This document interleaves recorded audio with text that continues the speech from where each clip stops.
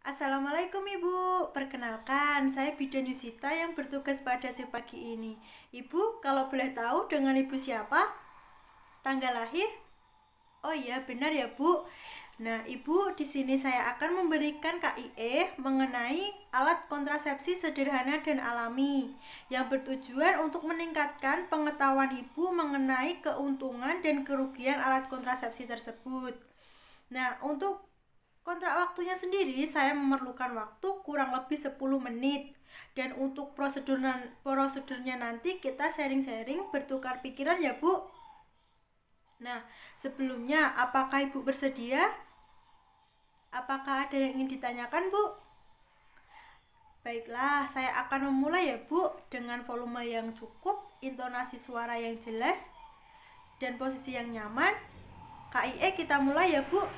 Bismillahirrohmanirrohim. Nah Ibu, sebelumnya apakah Ibu sudah mendapatkan informasi mengenai alat kontrasepsi sederhana dan alamiah?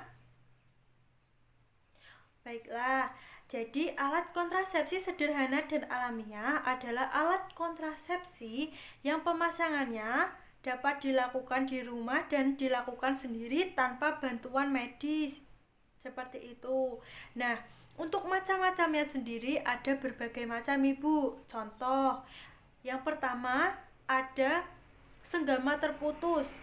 Nah, senggama terputus ini merupakan suatu pencegahan kehamilan dengan cara mengeluarkan sperma di luar rahim atau di luar vagina.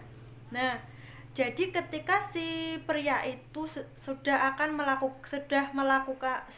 melakukan hubungan seksual dan akan berejakulasi, maka ditarik dan dikeluarkan di luar spermanya seperti itu. Nah, metode ini kurang efektif Ibu karena banyak yang masih terjadi kehamilan karena keluar di dalam seperti itu. Lalu yang kedua ada metode kalender. Metode kalender ini pencegahan kehamilan dengan cara menghitung masa subur. Jadi selama 6 bulan minimal itu kita pantau siklus menstruasi. Nah, siklus menstruasi setiap wanita itu berbeda-beda. Ada yang 28 hari, 30 hari, sampai ada yang 35 hari. Nah, ini normal ya Bu. Nah, selama 6 bulan itu kita pantau siklus menstruasi terlama dan siklus menstruasi terpendek. Nah, jika siklus menstruasi terlama itu adalah 30 hari dan siklus menstruasi terpendek itu adalah 28 hari, maka yang siklus menstruasi terpendek itu kita kurangi 18, hasilnya 10. Dan siklus menstruasi terpanjang tadi 30 dikurangi 11, maka hasilnya adalah 19. Jadi hari ke-10 sampai ke-19 itu merupakan masa subur Ibu. Seperti itu. Nah, metode ini kurang efektif Bu karena seringkali terjadi kekeliruan saat menghitung seperti itu. Nah, yang ketiga adalah mengukur metode suhu basal.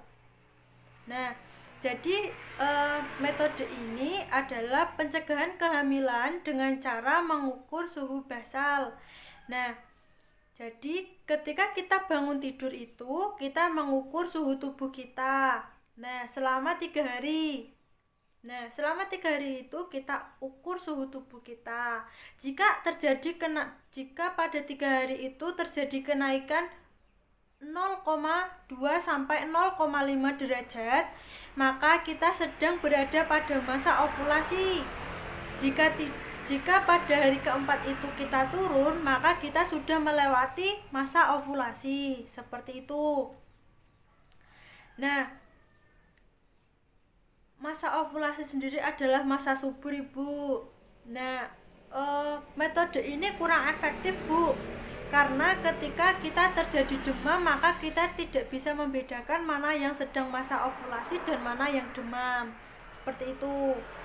Lalu yang keempat adalah metode 2D. Metode 2D itu adalah pencegahan kehamilan dengan cara melacak lendir serviks. Nah, melacak lendir serviks itu sendiri ditandai dengan lendir yang berwarna bening dan jika ditarik itu akan memanjang seperti itu.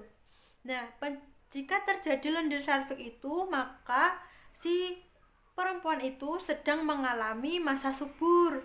Jadi diusahakan tidak melakukan hubungan seksual terlebih dahulu. Nah, metode ini kurang efektif karena ketika si perempuan itu mengalami infeksi vagina atau infeksi menular seksual yang mengeluarkan lendir, maka kita juga akan terkecoh mengenai masa subur. Kita akan keliru mendeteksi itu adalah lendir dari masa subur, padahal itu merupakan lendir infeksi seperti itu. Lalu yang selanjutnya adalah kondom. Nah, kondom ini merupakan alat kontrasepsi yang dipasangkan pada kelamin pria untuk mencegah sperma bertemu dengan sel telur. Nah, alat ini lebih efektif jika penggunaannya benar. Nah, alat ini digunakan pada pria, dipasang kepada pria. Jadi ketika berhubungan seksual, sperma itu tidak bertemu dengan sel telur karena terhalang atau tertampung pada si kondom, seperti itu. Nah, alat ini lebih efektif dibandingkan dengan metode yang lainnya. Selanjutnya adalah spersimida, Bu. Spersimida itu merupakan pencegahan kehamilan dengan menggunakan seperti gel.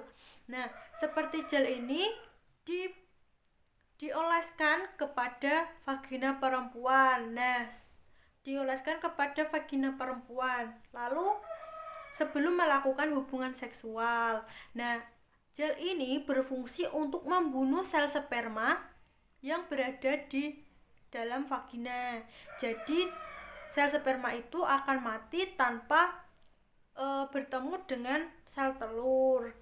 Nah, untuk keefektifannya sendiri lebih efektif menggunakan kondom sebagai alat kontrasepsi.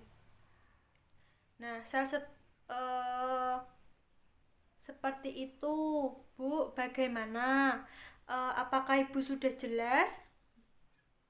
Apakah ada yang ingin ditanyakan, Ibu? Oh, baiklah. Jika Ibu sudah paham, di sini saya akan memberikan sedikit pertanyaan untuk mengetahui pemahaman Ibu mengenai penjelasan saya tadi. Nah, Ibu, bagaimana? Alat kontrasepsi kondom itu apa ya, Bu? Oh iya, benar. Benar, Bu. Alhamdulillah, penjelasan yang saya berikan kepada Ibu mengerti dan paham. Nah, untuk itu saya permisi dulu ya, Bu. Assalamualaikum, Ibu.